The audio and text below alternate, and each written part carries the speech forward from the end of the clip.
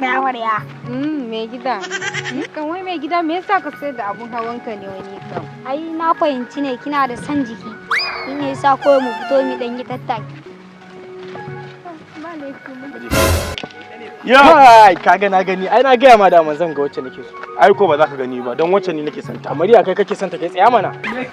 Santa nake yi saboda haka in baka wallahi sai ma duka. To shikenan na bar ma amma ka san me ai na ganta da yaro mu je mu mai wasa za ta so mu. Haba kai shawara mai kyau.